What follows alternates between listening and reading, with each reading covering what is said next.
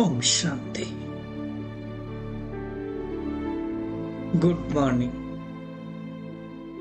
साकार मुरली 8 जनवरी 2022।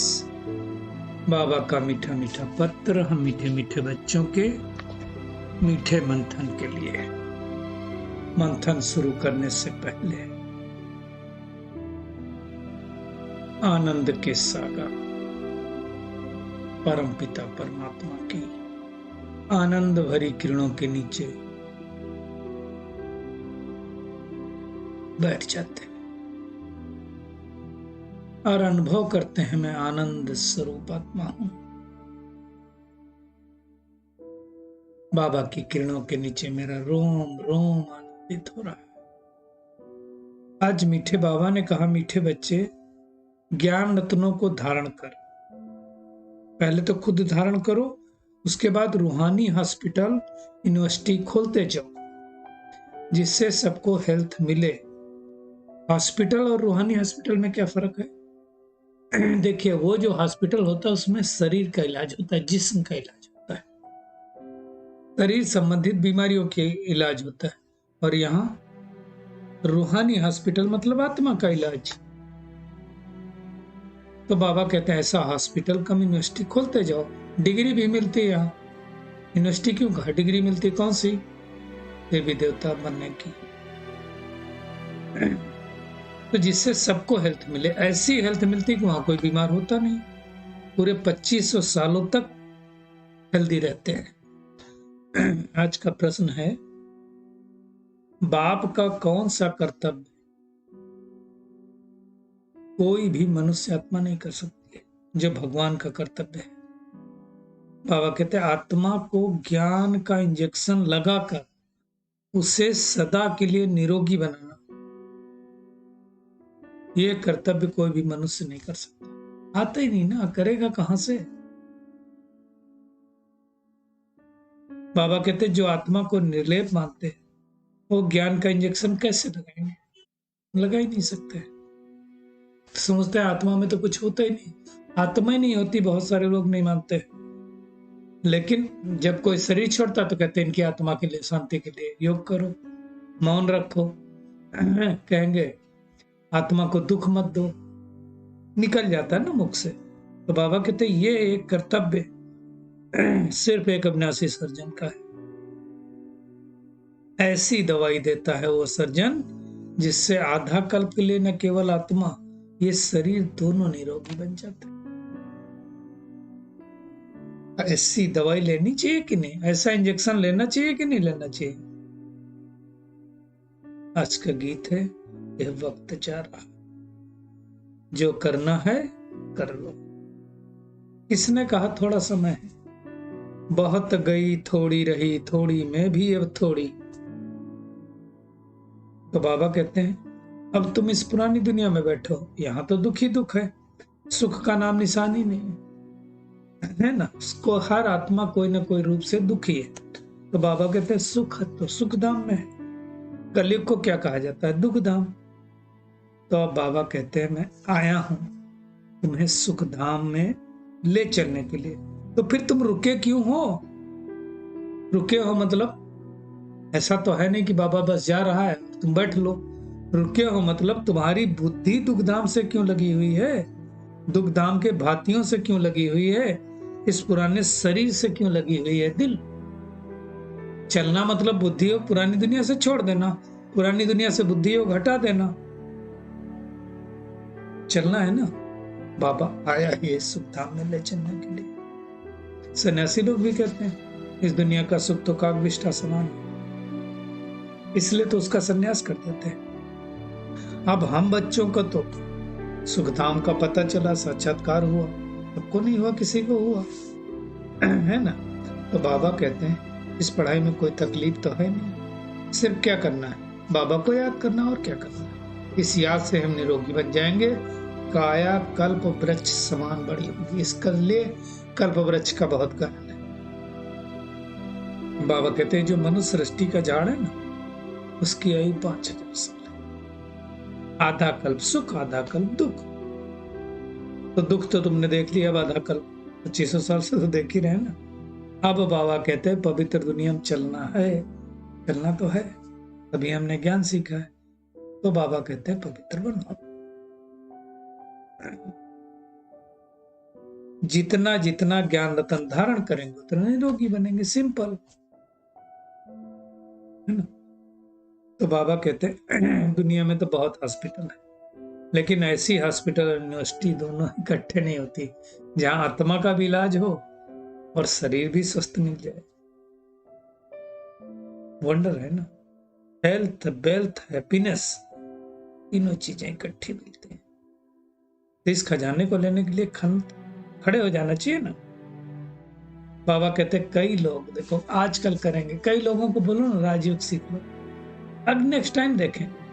हम चाहते तो हैं हम भी करें और दोनों लोग पूरा परिवार चाहते हैं, लेकिन अभी कर नहीं पाते। आजकल करते करते बाबा कहते विनाश।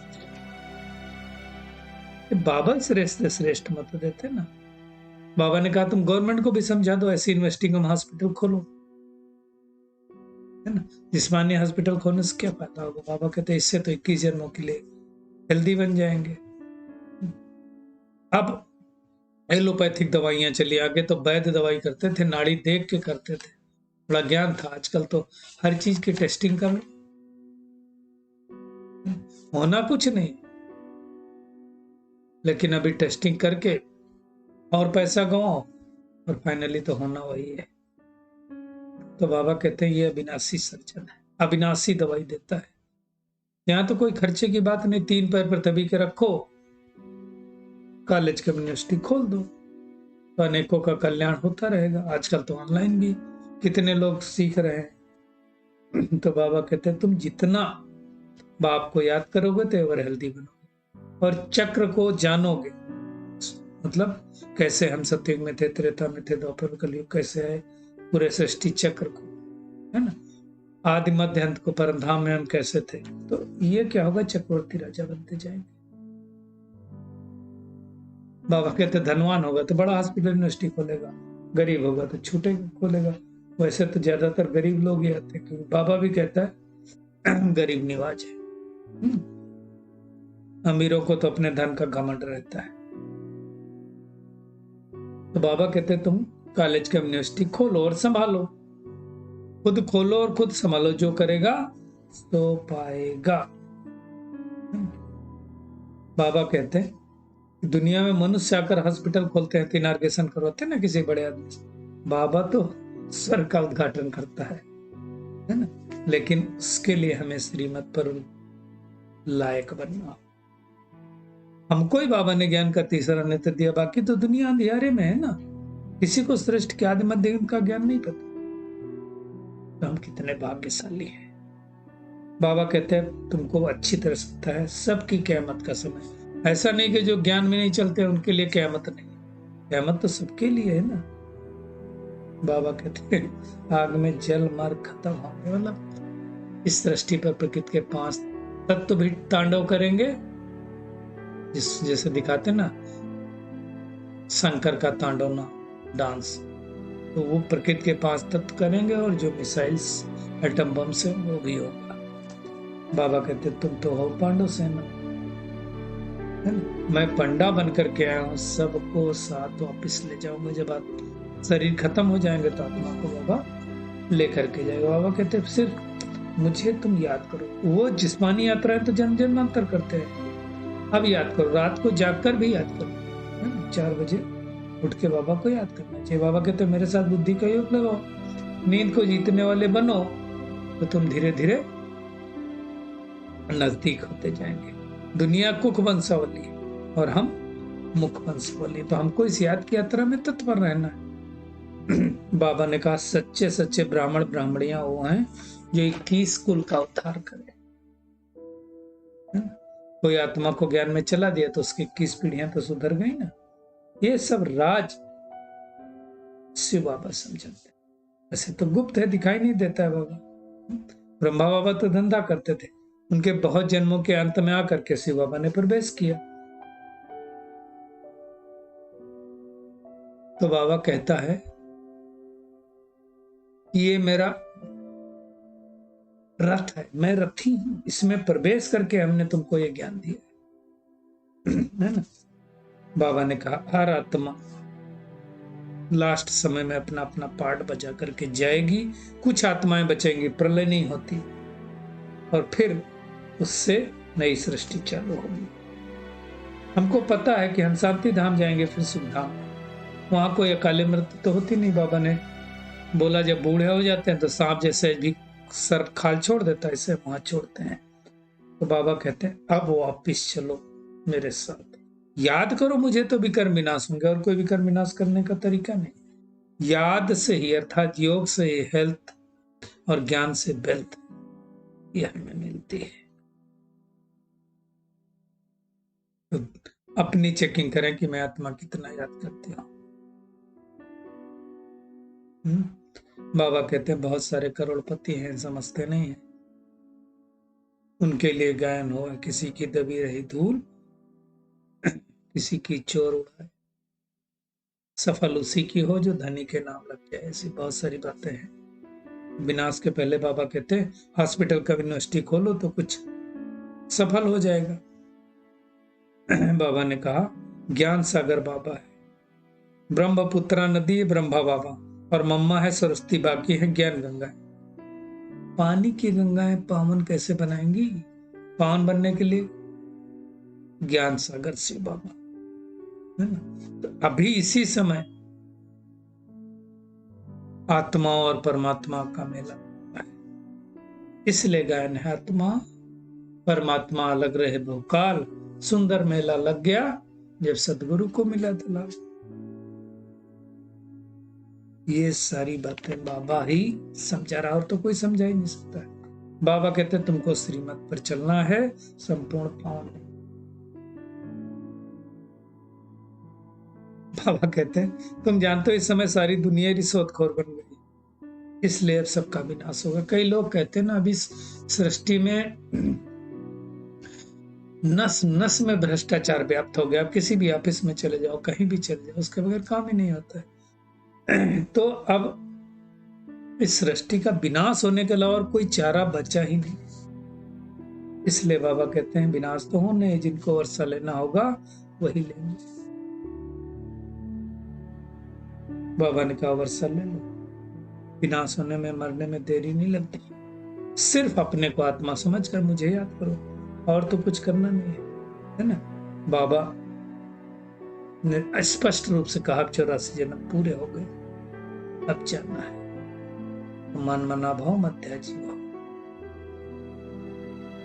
रावण के वर्षे को भूलो, बाप के वर्षे को याद करो। स्त्री मत पर चलना है मुख्यमंत्री। तो आज सारा दिन में ज्ञान रत्नों को धारण करना है, कोशिश करना है, चेकिंग करनी कितने ज्ञान रत्नों को धारण करना है।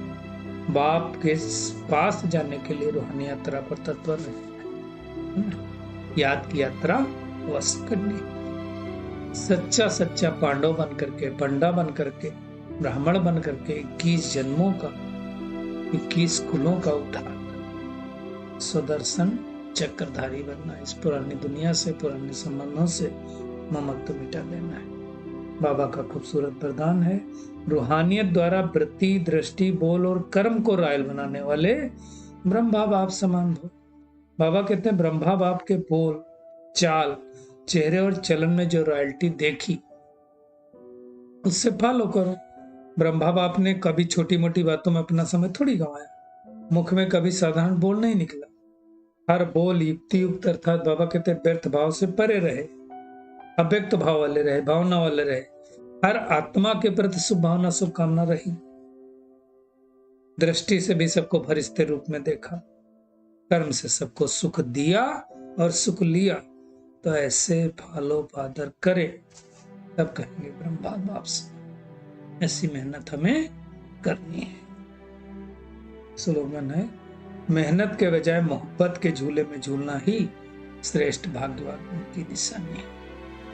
मोहब्बत में जो झूलेगा उसको मेहनत नहीं करनी पड़ेगी। चलिए परमात्मा किरणों के नीचे बैठ जाते, महसूस करें मैं बहुत शक्तिशाली आत्मा, परमात्मा स्नेह में लौलीन आत्मा हूं। मेरे चेहरे से, नैनों से, वाणी से प्रेम के ही प्रकंपन निकलते हैं।